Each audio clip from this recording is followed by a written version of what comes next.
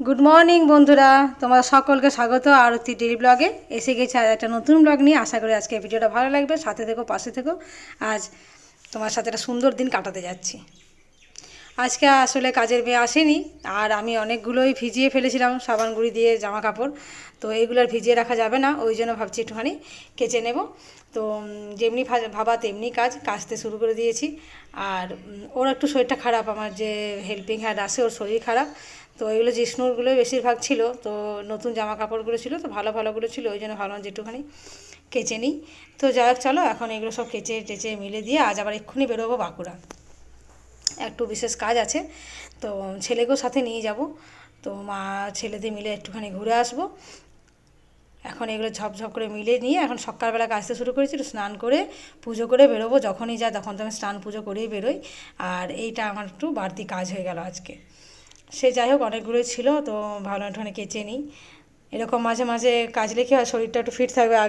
আগেকার মা কাকিমারা তো কাচা ধোয়া সব নিজেরাই করতো, শরীরও ফিট ছিল। আর এখন আমাদের কী হয়েছে, এসব না করে করে শরীরে যেন জং ধরে যাচ্ছে। তো যাই হোক, চলো মোটামুটি হয়ে গেছে। সমস্ত কাজ বাড়ির গুছিয়ে দিয়ে আমি আর ছেলে মিলে বেরিয়ে পড়েছি। আর এখন যাচ্ছি বাঁকুড়া।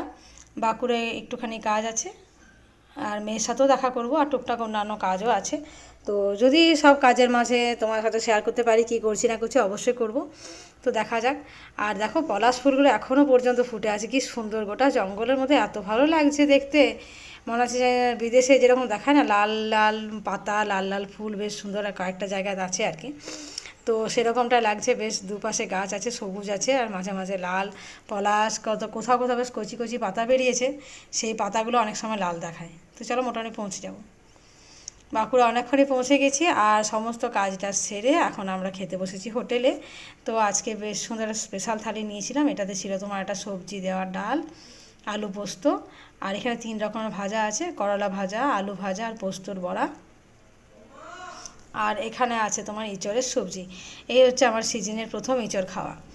তো পোস্ত বড়ার ভাজাটা দেয় অনেকটা পরিমাণে, এর আগেও হোটেলে খেয়েছি, কিন্তু এতটা খাবার না, একদমই শেষ করতে পারি না খেয়ে। তো যাই হোক, চলো ডাল দিয়ে ভাতটা একটু মাখছি। ডালটা কিন্তু অপূর্ব হয়েছিল, স্পেশাল থালির ডাল তো। আর চিকেন আমি নিইনি, ছেলে মেয়েদের জন্য নিয়েছিলাম। চলো এখন বাড়ি ফিরবো, একটুখানি ফল কিনবো। তো ছেলে একটু কিউই খাবে বললো, একটু কিউই নিচ্ছি। আর এইগুলো সবেদাগুলো ওকে জিজ্ঞেস করলাম খেতে পারবে কি না, বললো না ভালো লাগে না, তো দরকার নেই, কিউইটা পছন্দ করে, কিউই কিনলাম। আর একটুখানি নিব তোমার ওই কালো আঙুরটা, আর কমলা লেবু। এই যে কিউইটা এখন তুলে নিচ্ছি, একটা প্যাকেট নিচ্ছি। আর আমরা একটু ডাব খাবো, ডাব খেয়ে বেরিয়ে যাবো এখান থেকে। চলো বাড়ি ফিরছি। আজকে আবার একটা জন্মদিনের পার্টিতে আসবো সন্ধেবেলায়। তো সেই জন্য একটু তাড়াতাড়ি ফিরে গেলাম, সূর্য এখনও ডোবেনি। অন্যবারে ফিরতে ফিরতে রাত হয়ে যায়, বিশেষ কাজও ছিল না। তো বাড়ি ফিরে আবার জন্মদিনের পার্টিতে যেতে হবে। তো চলো এখন ফেরা যাক। বাড়ি এসে একটু রেডি হয়ে গেছি। এত হয়রান হওয়ার পর একটু সাজাগুজো করতে আর মন যায় না। তো মোটামুটি একটা শাড়ি পরে নিয়েছি। আর এই যে কর্তা, আমি আর ছেলে 3 জন মিলে যাচ্ছি। এখন মোটামুটি 8:30 বাজে, কর্তা দোকান থেকে এলো, তারপরে আমাদেরকে নিয়ে যাবে এখন। আর এদিকে আমরাও রেডি হয়ে গেছি, চলো এবার বেরোই।